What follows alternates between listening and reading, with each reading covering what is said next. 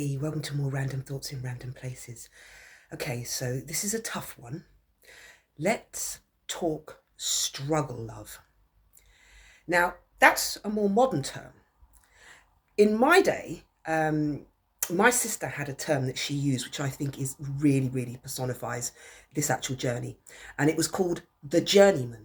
Now, if you are doing your healing and your shadow work, each time you have an interaction or a connection with the opposite sex, so if you're a woman, you're connecting with a man, if you're a man, you're connecting with a woman.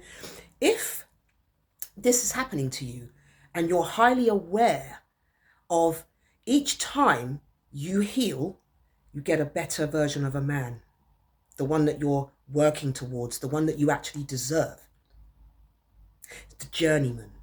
So if you're healing, you will choose wisely, you will pick better, and you will start to see. If you seem to be in a pattern where you are continuously only ever attracting the broken man, the controlling man or woman, if you are still attracting those kinds of people, there's something still to be done. There's more discernment to be done. Maybe the healing's coming along well, but we're still struggling to choose wisely. Now, we can all be caught out. The hard thing is when you're a genuine person around ingenuine people, it is difficult. It really is. And I'm talking about this subject because I've had a good few people experience it. And it's devastated them because you're talking friendships that have been at least over 5 years. Shocking that somebody could fake a friendship, be that tactical, and just throw it away instantly when they think they've gained a better position in life, a better status in life. Oh, I feel better about myself. I don't need you anymore. You were the builder-upper. So then they can go and walk off and do the better version of themselves with somebody else. Hurts. Hurts like hell. It really does. But I'm a true believer in karma. What goes around comes around, and they will get exactly what they dished out. Because it's devious, sly, cowardly to do that to somebody. But in this day and age, I find that all people are doing is living in a manner that is, well, what does that get me? I'll do that because it will get me that. I don't want to interact with anyone for being genuine. I just want to engage with people so I can get that which I want or that which I need, or feel the way I want, feel the way I need. People are objects these days,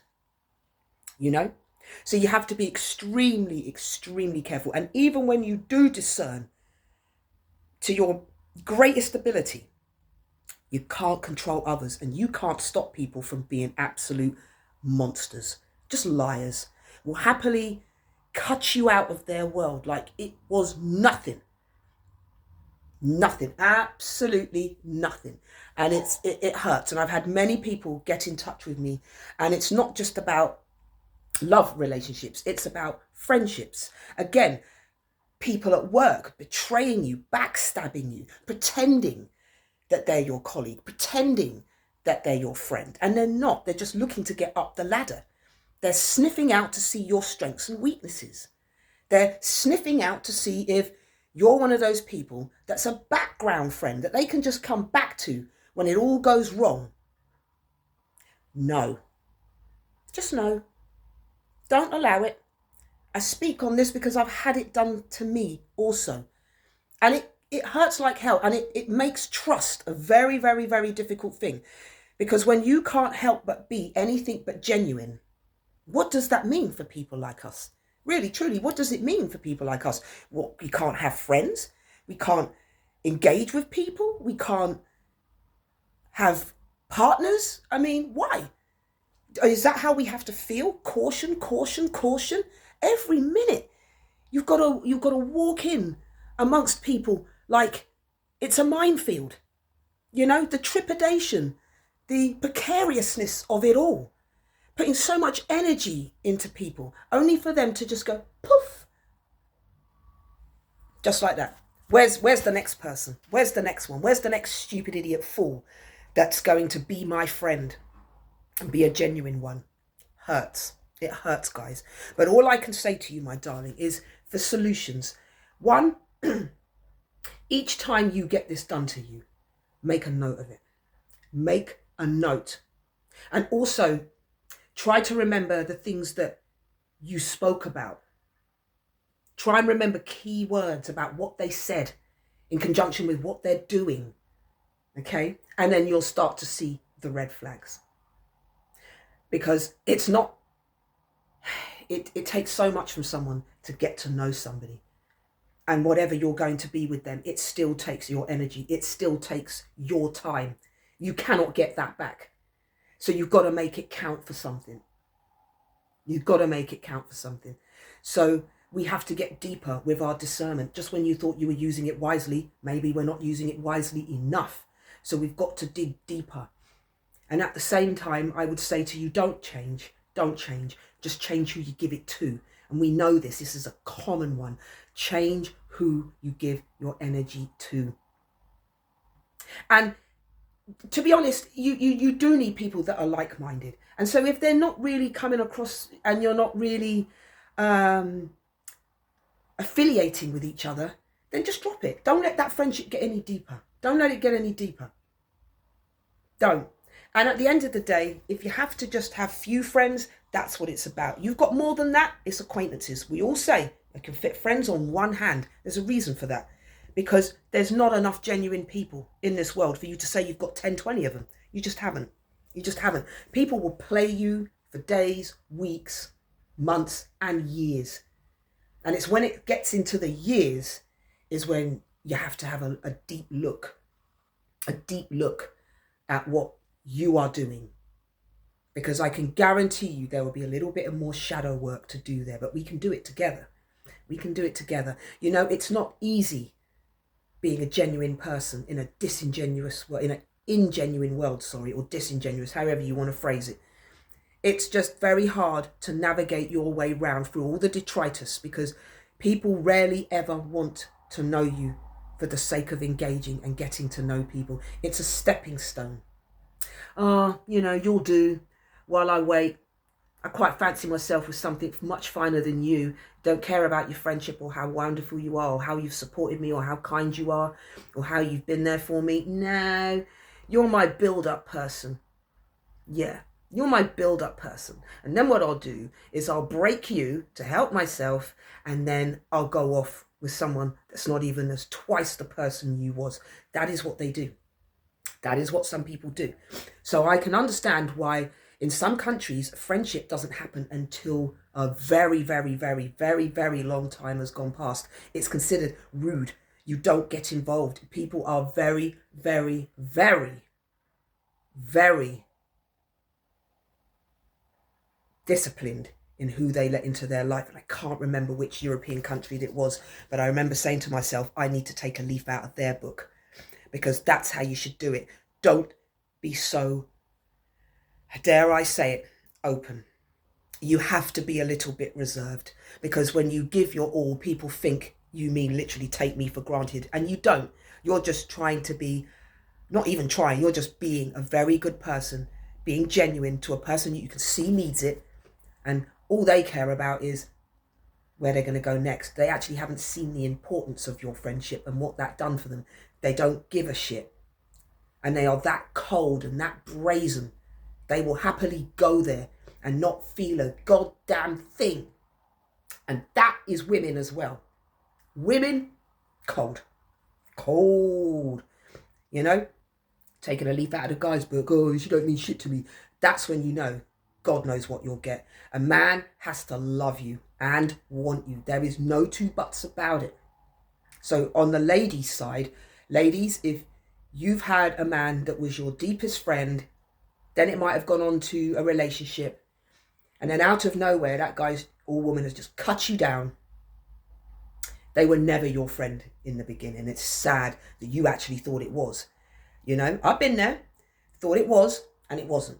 It wasn't. Just waiting for the ego to pump up, that better job, that better status, and now he feels like, woo! The one I call the Chris Watts syndrome. Okay, the Chris Watts syndrome. That motherfucker, she took you when you weren't so great. and she loved you, and then you wiped her out just so you could get your little bit of floozy. Disgusting. And then you get the woman who decides to completely annihilate that really hard-working, wonderful, kind, gentle man. Yeah, you just used and abused him so you could go and get your friggin' womanizer. Go on, shack up with your womanizer and his 7 other children. Yeah. You see, that mentality there. So leave them to it, my sweethearts, because those fuckers will find each other. I guarantee you. We have to stay strong and know that there are genuine people out there like each other, you and me. We're out there. We're out there. And the reason why I don't really speak about all the topics that already get spoken about is because it's pointless. It's pointless. My concern is, how are we going to manage this society? How are we managing? How are we navigating through all of this madness, this detritus, this human mechanism people like to call a civilized society? Civilized, don't. That just tears me up. Civilized. Really? When we look at the meaning, the definition of what that's supposed to be, we are not a civilized civilization. We're nowhere near it. Nowhere near it. Nowhere near it. All we've got is people scrambling for the scraps. Full lever. Going for it. Can't stop them. People so mad with their eyes in the back of their head because they're chasing that money. Got to chase that money, innit? Got to chase that money. I'll be a better person when I have that money. No, you won't be. How you treat people is what defines you. How you will be remembered is what's important. Not what you got, what you had, but who you were and what you did and how you affected other people in your world. How did you affect them? Did they have smiles on their faces, or were you that absolute piece of shit that turned someone's world upside down when you never had to? You didn't have to. That's the kind of people we need to steer away from. Okay, my loves? And we're going to talk a lot more about this because it falls into betrayal, and then you get the trauma, and then you get the effects of betrayal and how that comes out to affect you.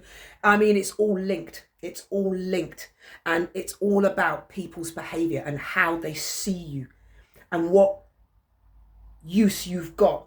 Okay, and they will disguise it. If they can see that you're not about that, they will have to then disguise that and reflect you. So they'll copy you. So let's say you're someone that's into crystals. They'll pretend to be into crystals. They'll have crystals and they'll chat shit all day and all night about how they love their crystals. And then one day you'll see them chucking them in the bin because they never had any deep connection with it in the first place.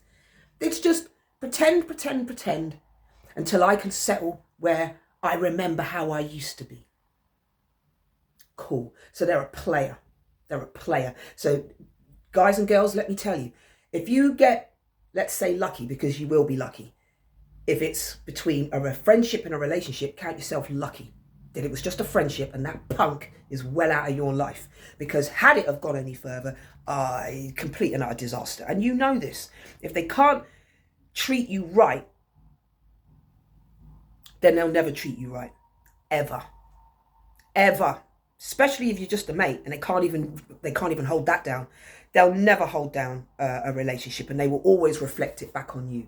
They will also tell their new bunch of friends that you're a bit of a weird one. It's you're a bit awkward, so they've had to drop you, because they will not tell them. They will never tell them how they used you. They won't. They'll always deflect that and make out that there was something about you. Red flag. All red flags. All red flags. And sadly, that is what people do. It's all just pretend. Let me see if I can manipulate and just lie throughout the whole thing. And they won't mind showing you actions that they actually don't mean. It will be at the last minute. They'll tell you, what? And then they'll start telling you that you were crazy. There was no such thing going on. We never used to speak a lot. We didn't this, we didn't that. But yet you were. Yeah, you were. They can just write off the whole friendship. You simply don't exist. But get this, they'll keep you close. They won't cut you off completely because they remember how you were. And they're so full of narcissism, they know that they can go back to their background friend, background girlfriend, background wife. No. Don't do it to yourselves. You're beautiful inside and out. And you deserve so much better. You do. So don't take any more tactical moves from people. They can either be a fucking friend or they can't. They can't.